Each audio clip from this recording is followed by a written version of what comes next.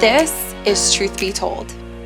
Hey everyone, and welcome back to Truth Be Told. Today's episode is sponsored by Second Kind, which is a local brand to Texas that is a skincare line, and we'll talk a little bit more about them later. We're super excited. That's why you see these lovely array of products. But in honor of this brand and us partnering with them today, we are going to talk about self-care. So ladies, I wanted to ask you, what is self-care for you? And do you, maybe you don't, I don't know, but do you implement self-care in your everyday life or, regimen? Yes. 100%.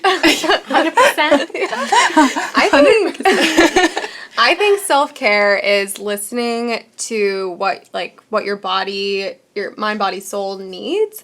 And it usually is like an everyday thing, and like a seasonal thing if you're going through something. So, I think it can be like taking a bath, taking time away from just the world and unplugging and stuff. And then I think it can also be, going to pushing yourself to go to the gym, journaling out your thoughts. And so, I think that it looks like really different for some people, and it's more than just what we see like on Instagram and yeah, I agree. I love what you said, mind, body, soul, because I feel like it hits every category of like just taking care of yourself. So like when I'm thinking about the mind, things that I do for my mind is working out, eating healthy, which also goes for your body, but psychologically when I'm eating healthy, I just, in my mind, I like feel better, Yes. And then like reading books, journaling, putting myself in new environments that just feel good and just kind of, relax me. And then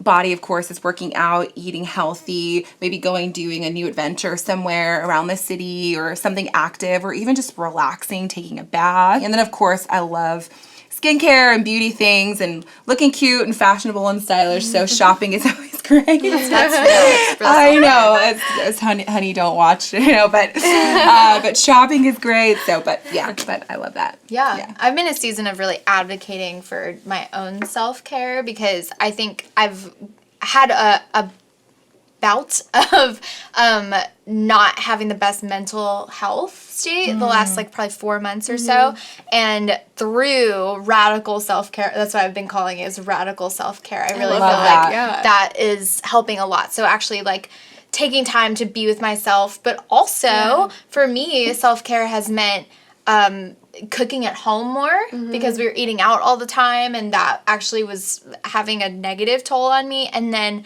non-negotiable friend time. So for me, I'm learning how much I need community, kind of like what you said. I'm on the list, guys, by the way. Just want to put it out there. Hi, everyone who's not on the list. No, I'm just kidding. It's a very small list. No, but I am learning. I mean, especially as an extrovert, it's not just how I gain energy. It's really it is how I gain energy. So I'm learning how much I actually really need that time. Yeah. Beautiful. Yeah. Most of my self-care revolves around alone time because I'm never alone. I can't even pee alone. That's how never alone I am. Let's clarify. I have young kids, not creepy people that hang around with me. But so just having a 5, 6, and a 2-year-old, I'm constantly on and constantly looking after everyone else. And then obviously having a job and then having employees and then another few hundred people out there that we kind of look after. It's very draining. And so just any me time, alone time is my self-care. And so baths, yes. I'm the queen of baths. I put my essential oils in. I light the candles. I love romantic. I love that. Time. So I take my bath time very seriously. But it's just that escape for me that I can do when I put the kids to bed. And some of self-care for me this past year has been not what I'm doing, but actually what I'm not doing. Yeah. Which has been just as important. And I actually stopped watching TV in November of last year.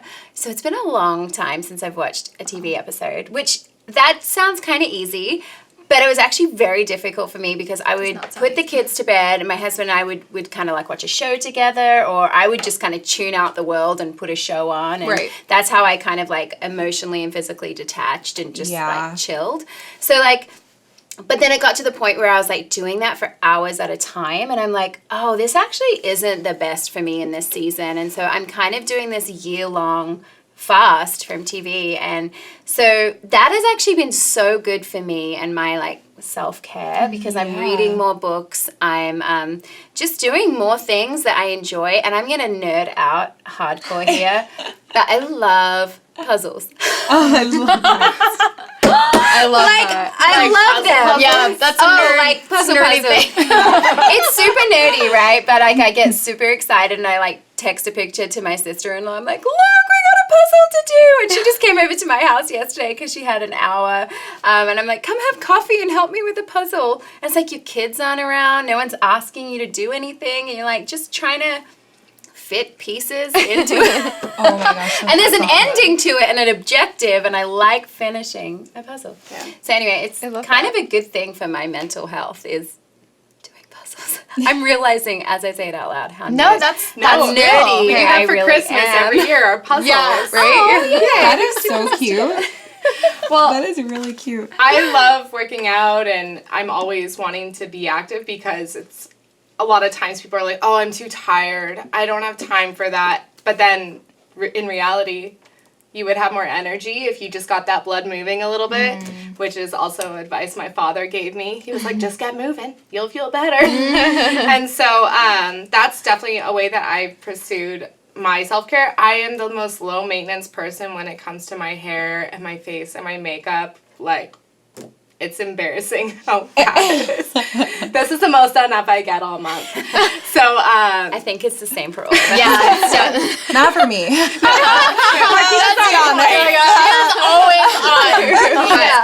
I love doing makeup. but for me, like working out is like a big part of that, and just going for walks. And I find that the times that I process the most is when I'm distracted by activity, because a lot of times, like, I'm distracted by my phone or a TV show, or there's always something on technology that seems more important. And I'll be honest, like, mentally, like, I used to journal all the time, which was so good for me. And then it's just over time, I let myself be like, oh, I'm too busy. I have nothing to write. There's nothing to say. And it's kind of something where I'm, like, recognizing, I'm like, no, I need that. And that is my self-care that I need to pay attention to. Yeah. And so that's definitely something where I'm like, okay, like, I need to stop thinking about how I need to do it and actually do it. And sometimes self-care isn't going to be this thing of, oh, I love doing this and it's the best thing, but it's like prioritizing what your mind, your body, your soul needs, and pushing yourself past wanting to and being like, no, I need to, because it benefits me in so many different ways, and I get to go for a walk. And like, so many people don't have that option, or it's not summer all the time. Sorry, Canada. well, you both mentioned something about kind of numbing out, right? Like, you know, whether it's social media, like there's something better on your phone, or even giving up TV. And like, I have a good friend who's going through, recovery right now, and something that, so she sends me lots of like memes and just things about recovery. And so I'm like following all these new people. It's like this whole new world, right? But something that I learned is just how, people with addictive personalities is like, you can get addicted to anything. And we're so used to now, like when, there's a new TV show that's released, if it's one a week, it's like, what? I can't binge watch this, because it's so acceptable now for us to just, zone out and get in this world for hours and hours and hours, instead of actually, taking it bit by bit and practicing moderation. Neglecting the things that actually need more care than anything, which is your mental health. And I think that it's just easy to forget or ignore or neglect it because it's too much work to deal with it. And it's interesting because what you were saying, it's almost like masking like the actual things, like what you're saying is that we need to deal with. So like, I think it's easy for us to kind of get connected like on our phones and just zone out on Instagram, or just like zone out watching, like you're saying, like TV and things like that. And so for me, if I'm noticing a pattern in my life where I'm doing maybe one kind of self-care thing too much, like something like that, I have to stop myself and say, okay, why am I watching TV all the time? Going to that chocolate bar again. Why am I eating a pint of ice cream before I go to bed every single night? Self-care. Like what? No, but it's true. Right? Like, because we get these masks. So like, what is? I know I love ice cream too. I don't want to let that go. But what is actually is it because I'm covering something that I need to just give care to? Yeah. Or is it because, no, this is what I'm enjoying in a healthy capacity, right? So I'm listening to everyone talk, and it's like self-care sounds a lot like having really healthy boundaries. yeah, that's true too. Like saying yes and saying no to the right things and knowing what's going to give you life and what's going to make you feel energized and what's not going to drain you. And I think that's like a really long journey to get to. And it's really empowering though once you start to say yes and no to the right things. And it like changes in different seasons. Sometimes you have more capacity than you do in other seasons. And so it looks different. Like self-care, that's why it's like it's an everyday thing. It's a seasonal thing. And yeah, it's just like important to check in with yourself all the time. Have you done like a don't list? Have you guys ever done this? No, Yeah. what's that? Where so instead That's of actually making on my a list of not to do. Just kidding. no, well, it's this thing where instead of making a to-do list for yourself, you make or it's like a stop doing list. So like all the things you're not gonna do from now on. No. No. I was thinking you were talking about like this, like a list of like what gives me life and things that like don't give me life. Kind of though. So it's like I mean, it is similar, that, and yeah. then being like, okay, Not I'm gonna done. do that. Yeah. I know like a big thing for me that I've just discovered like probably in the last like 5 years that I never really thought of before as self-care is like I actually have to have a creative expression. Yeah. And I have to be doing something creative. So if I haven't done anything creative that isn't based around like work or performance or perfection or goal Like, just driven, to- like if I haven't just created for the sake of creating, like I can actually tell like my system kind of gets this like overload of like overwhelming like oh my gosh, Frustration. everything's getting Yeah. on top of me, but like it's such an outlet for me, like. And it's from everything. Like I'm looking into a pottery class, and at the end of the month I'm going to like a flower arranging night at like this local florist, and so just like all these fun stuff. And sometimes I'll get out charcoals or paints and just paint. But like for me, a lot of it has to do with like not giving myself boundaries in those times. Like the freedom to just be free. And create like for me, not for the world. Like you know, so if I'm working and I'm doing graphic design, all that kind of stuff, it's obviously I'm like producing something for other people. But this is simply just to unplug and just let my kind of creativity come alive, and it gives me so much life. So That's really cool. I love that. That's really, really cool.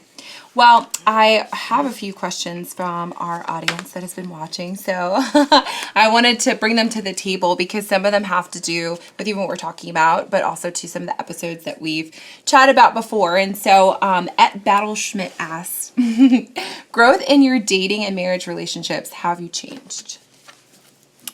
Growth in your dating and marriage relationships. I think the dynamic definitely changes. Like, I think that's kind of normal. You go from this high of dating life to suddenly you're spending every day with this person. And I think your dynamic changes. And in some ways, I'm like, I miss dating. And I can tend to, like, focus on, like, the happiness and these highs that I felt, like, from dating. But, like, the growth that I get to experience with my husband and in our relationship it's much deeper, but like he's still the same person, and I don't think that we've changed. We've grown together, if that makes sense. But Jen, you are maybe dating, maybe not. We don't put her on the spot. But like, yeah, you're a single Pringle. How has dating changed for you? Like, because she asked dating and marriage. Obviously, some of us are married and you're single. So how have you grown in dating from before to now? You know, what are some new things that you're doing, maybe not doing? I think before, meaning just when I started dating as a teenager, to now having standards. Number one. Like, or my standards have changed. Like, I'm sure I had them when I was younger, but now I'm like, oh, I've learned so much. I've learned so much just about myself. Like, I'm not who I was when I was 18, 10 years ago. And when the things I wanted then were different. And yeah, I think that dating has really like shown me that it doesn't define me. Dating has shown me that like the trial and error of dating has actually shown me that you can't rely on a person to fulfill you. And I've done that before in relationships, and it's like really an unfair place to put someone in, because they're never gonna be your everything. Yeah. And so it just like fueled my insecurity even more. And so now it's kind of like this like flip flop of like I want to be as whole as I can be, to then find someone who's also whole. So we're not like two halves coming together. We're just like two whole people to make a whole dynamic relationship thing. Oh, that's good. So that's how dating's changed for me, and just the process of rejection, the process of the excitement of it, and it's just I find it fun now, and it's taken me a long time to find dating fun. Well, it's funny you were talking about standards, because another viewer at Rachel Myrink, yes. She asked, how do I put myself out there while having standards? And how do I have high expectancy for a mate while also being open to options? I went on a few blind dates. That was interesting. But it helped me like go into those situations a little bit more like aware of like myself and what I was looking for. And it made it really easy to be like, oh, that's definitely not a fit. Like, and being okay with that, because you don't owe them anything. That's good. And hopefully it's going to be set up by like people who love and admire both of you. So, and they see potential in it. And if the people who are setting you up aren't mean and they care about you, then I think that they would equally want that person to like find you. If that makes sense. Like, they're not going to set you up with a loser if it's not going to be someone where they're like, we really love this person. Like, we'd love to see if there's something there for both of you. Yeah. And I think when she asked the question, like, how do I put myself out there while having standards? It's like, okay, you can have standards and still like go and have dates. That it doesn't take away from having standards just because you're going and putting yourself out there to meet people and hang out with people, right? So it's like, it takes a lot of courage to date. I never personally liked dating. I was just like, hey, I like you, you like me. Let's be boyfriend or girlfriend. Let's call it a day. Like, I'm like a relationship person. I don't have time for games. Like, I'd rather just be single. Like, I remember I was like, I'd rather just be single than doing this dating thing. I just felt it was so awkward. Like, the first date, you're always meeting the representative. It's never really who the person really is, because everyone wants to be their best self. So I'm like, okay, let's just be friends, get to know each other in that capacity. And if we like each other, let's just be boyfriend and girlfriend and call it a day. But I feel like standards and putting yourself out there, you can still have standards while going and entertaining, dates, multiple dates or whatever, however you choose to do it. And then having high expectancy for a mate, she said, also being open to options. Again, it goes back to that standards. You could be open to conversate with people, to meet with people, to get to know people. Your standards are your standards. What it is that is a non-negotiable for you in a relationship, that doesn't have to change just because you're hanging out with someone. Now, I will tell you, there may be something that evolves over time. Like, I feel like there were certain things that are like, oh, I would never date a person like that, or I would never, and then I did, and it wasn't a bad thing, So sometimes I think with growth, we kind of evolve, and I think it's also giving flexibility to maybe change some of those things, or adjust some of those things, and it's okay either way, but having a standard is a great thing, and I think you should. I think you should have some non-negotiables. And knowing that people will surprise you, too. Exactly. I think that's like That's fun. It is fun. It is fun. Like, people can, like you said, on a first date, you might meet the representative, right? But I think even knowing, does your friendship have chemistry? That, to me, is the real marker of a great relationship. Is like, well, can we at least have a great friendship? And like, am I just like a little bit attracted to this person? But having that like long list of like, okay, I might have these standards, but some things, like even job status, even if somebody has like an incredibly stable job when you meet them, doesn't mean that that's like a part of them forever either. So being open to both. I love that whole non-negotiable concept, because I think sometimes we mistake ideals for standards. And standards is non-negotiables, but ideals are just what we prefer, like preferences. But I think our ideals can bend a whole lot more than our convictions and our non-negotiables should bend. And I say this to some of my single friends, and I realize it comes off a little bit harsh, but I say it because I talk to myself harsh, and I just talk to them how I talk to myself. But I'm like, if you have a list of everything you want in a guy, like someone is going to have to compromise on their list in order to be with you. Just let that sink in. And so in order for you to be with someone else, you're going to have to compromise on your list. Like, you don't have to compromise on your non-negotiables, but you may have to compromise on your preferences. And I would just encourage people to go into dating with an open mind. Like, my husband is not the kind of guy that I thought I would end up marrying, but he is everything I need in a husband. So good. But going into that relationship even, I was a little bit skeptical. I went in, like, to the dating relationship because I was really curious. Like, he was so curious to me. And he ended up surprising me in a lot of ways. And he ended up not being some of the things that I thought I needed. And completely surprised me in some of the areas that I didn't even know that I needed, but I did. And I didn't know that until he kind of showed that to me. So I think, you don't have to drop your standards, but you may have to drop some of your ideals. I would just say. That, I agree. I have some friends who will, like, literally be like, oh, set me up with this person. Like, I want to go on a date. Like, I'm trying to meet my husband or wife, because that's, like, the thing. I feel like people are, like, wanting to get married now. Like, people are, like, they're done with being single. Like, they want to get married. At least a lot of the people that I know. And I've noticed consistently with a few different people exactly what you're saying. It's like no one's willing to bend, and so you're wondering why you're single. And like, I'm not trying to be harsh either, but it's like you're wondering why you're single, and it's like, okay, we're not perfect people. Like, we all have things that you know, we have to work on. So it's really kind of just reevaluating like what that really looks like and being realistic and really going for like, okay, let me get to know this person really and truly. Let me give them an opportunity and give them a chance. I see my friends shutting down people, and I'm like, this is a great person. If you would take the time to just try to get to know them, like, it could. And you know what's frustrating about dating is like you get the representative on the first date, and so I feel like it's just like this known thing that's not. You may not know the first date that you're going to get married, and that's normal. Like, you know, and so it's like, but then you never hear from someone. And I see this like in a lot of my friends who are dating's lives. Like, it's just all of a sudden it just like falls apart, and it's like, well, how can you really know if you've only gone on one date? Or sometimes you do know. It's like, oh, there's literally nothing there. Move on. But sometimes it's like, okay, like, can we just at least get to know each other?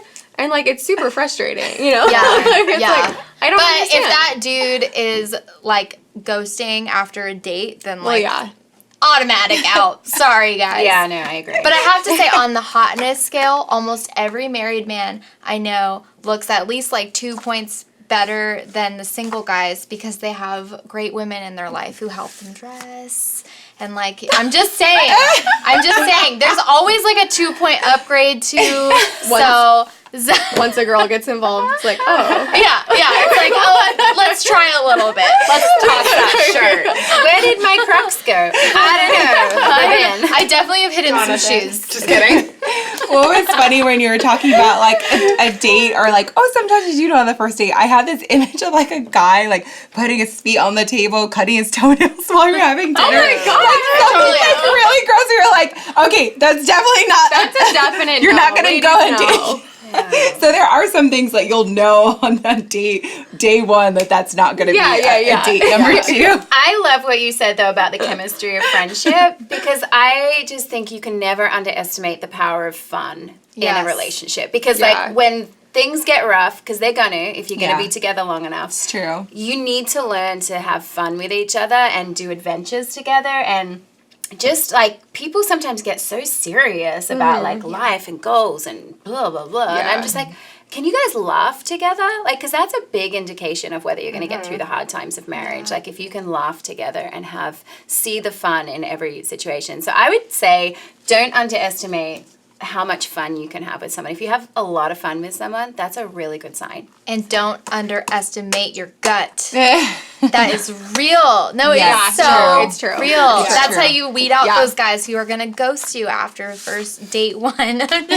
It's like you always kind of know, like, oh, is he up to something shady? Probably. If you had the thought, probably. Yeah. Women have crazy Yeah. intuition. Like, we really do. Like, we know. You just have to be honest with yourself. Well, Yeah. Barb_for_life asks, how do you stay connected with people? Barb for life. Yeah, Barb life. underscore for life. Yeah. Yeah. So how do you guys stay connected with people? Like in a practical sense? I mean, in any just- sense, like how do you stay I guess, connected? Yeah. I mean, you could take that question so many different ways. There's Yeah. so many levels. I know, right? Cheers. I think it's just intentionality. Yeah. You gotta be intentional, and I think the older you get, the more you realize you're not gonna be friends with everyone. Yeah. And that you don't have capacity to have relationship with everyone, and so you kind of got to pick your ride or die people, Yeah. and they're the Yeah. people that you intentionally invest in, and you make yourself vulnerable to them, and you allow them to be vulnerable with you without judgment. And I think, again, I'm a 7 on the Enneagram. But, like, I love fun. I love adventures. And so that's one of my main ways that I connect with my friends, with my husband, with my kids, everyone. And so I have a high priority for fun. And that's a good Yeah. connection place for me Yeah. and someone else. So I'm kind of like, hey, I don't really have time to hang out with you this week, but I may be doing a midnight run to Target. You want to come and try on some, like, geeky outfits? I don't know, like, Overall. whatever. Like, sometimes my Yes. best friend and I are shopping the aisles of Target at 11 p.m. after we put our kids down. Because we're like, we haven't connected, but we are being intentional Yeah. in the moments that we do have. And they don't have to be dates all the time, or you're going out to Right. dinner with each other or having coffee with each other. It can just be doing life together. And Yeah. that's where I make my best connections, is just the everyday, mundane life together situations. Yeah. For me, like, I don't like when people are like, we should hang out, and then they just never initiate that hangout thing. So, like, what I've really tried to work on is being like, okay, when works for you? Yeah. What day works You're for you? great with that. And I've had to work on that because it was really hard for me to get over doing that, because I thought I was going to get rejected. And it was that fear of rejection where I was like, oh no, what if they don't want to? Well, if they don't want to, then they're like that guy that's ghosting you. They're ghosting your friendship, so they're not worth your time if you're trying to, like, constantly reach out to them. But yeah, I definitely am like, okay, let's set a time, else I'll never see you. And I need people in my life that, like, you guys, we had a great time this past week, and that meant so much to me to, like, just hang out and have, like, good connection and Yeah. quality time that was intentional, and it wasn't like, Yeah. let's just hang out. But sometimes it's good to just hang out, but I also, would like, even- following up with that. Yeah. Yeah, I would even add to that. I'm such an extrovert, so I would say that to people all the time. Like, I was the guilty person. Let's hang out. But, like, I actually didn't have any time to hang out with Right. that person. yeah, that's real. Right. Or, like, I'm did that walking too. down the hall and I'm like, how are you? And I Yes. keep walking. Yeah. You know, like, as in, Yes. so I've really had to, some people say that out of insecurity, or they say it out of, like, they genuinely have a desire to hang out sometimes. Sometimes they don't. Sometimes they just want to be friendly and they don't know what else to say. And so I say that sometimes. I'm like, we should hang out. And then I'm like, I have no intention of hanging out with that person because I don't have the time. Yeah. Right. Yeah. You know, Right. but Well, so and I I'm used to do having that to too. teach myself not to say that if I don't actually mean Yeah. it. you Yeah. know, so Yeah. that's a really good point. And I love, like, having friends like you, because busy people like myself, like what you're saying, like, it checks me back. Because I feel like sometimes I could be in the mix of things, like, just of life. Like, Yeah. just trying to get things done, you know, managing a lot of projects Yeah. and things like that. We don't have kids yet. Thank God. I don't know how you guys do it. But you know, I mean, so for me, it's great to have friends who are kind of like that radar. Like, they check in. They're like, hey, how you doing? Hey, when are we getting together? Like, Yeah. I value that. And I think it also goes to understanding people's lifestyles, like understanding your friends, understanding who they are, what the season they're in. Because I think it's easy to get offended. But it's so much more beautiful when there's so much, like, understanding of the person's season, because then the person on the other end who's busy, it's like, oh my gosh, like this person loves me so well that they reach out to me and they connect with me, but they also understand the season I'm in. I can't begin to tell you how difficult that is to find people who are your friends even in those seasons where you are busier than others, you know? I shared one of the ways that I like to do self-care is actually having non-negotiable friend time, but I'm in a season of being really busy and all of that, and so my friends and I have had to figure out, like, how are we going to make this happen? How are we going to have a friendship? So, you know, I have friends, I've moved across country a couple times, so I love Marco Polo. I don't know if you guys love Marco Polo. Yes, this gosh, app I is hate awesome. that app. Yeah, some people hate it. I don't get it. And that's okay. Some people hate it, but I love to connect. I have, like, you know, my couple like girlfriends that live across the country, and we just check in. I have my morning coffee, and sometimes I get behind, but it's like a little walkie-talkie with video, so that's amazing. And then also just learning, like I've learned, okay, I can have my non-negotiable friend time in a way that's gonna fit with my life. And so, you know, if I know that I need a rest day, then I'm like, hey, I can invite someone else to have my pool day with me. Or if I need, if I have an hour between, you know, work ending and the next thing beginning, I'm like, cool, we can go hit up a happy hour and get some half off apps or something somewhere, and that's something that's on the go. It has a time limit, and we can make that time to connect. It's interesting because it's almost like, you know how they have defining the relationship, DTR. It's kind of like you have to DTS, define the season. Yes. You know, like, and so I really just do. created that. You guys hashtag that, retag that, but it just came in my mind, like, yeah, sometimes you have to define the season to people around you so that they can at least get some understanding into where your life is right now.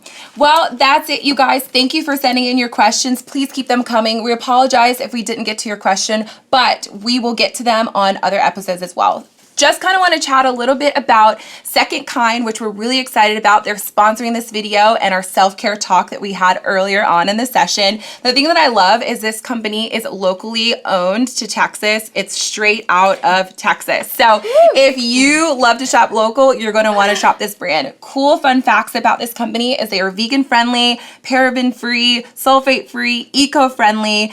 They are an honest brand, which we love that. We love clean, honest ingredients. And the cool thing about it is their whole motto is self-love through self-care. How perfect, because that's what we've been talking about. So if you guys want to know how to win the giveaway that we're having, yes, we are giving away some product, then you want to follow us on Instagram at Truth Be Told Show. Also, we are going to be using these products and we're going to be incorporating them into our self-care routine. So if you want to watch how we're incorporating these products into our self-care routine, also follow us on Instagram. And fun fact, we have a coupon code for you guys we're super excited about. TBT15 will get you 15% off of any of the products here and online. So thank you for watching. Comment below. Let us know if you're getting these products and how you're using them. Also to share with us some of your self-care tips and tricks and all that jazz. And if you have any more questions, guys, please don't forget to let us know what they are. We will answer them as well. We love you guys. Until next time.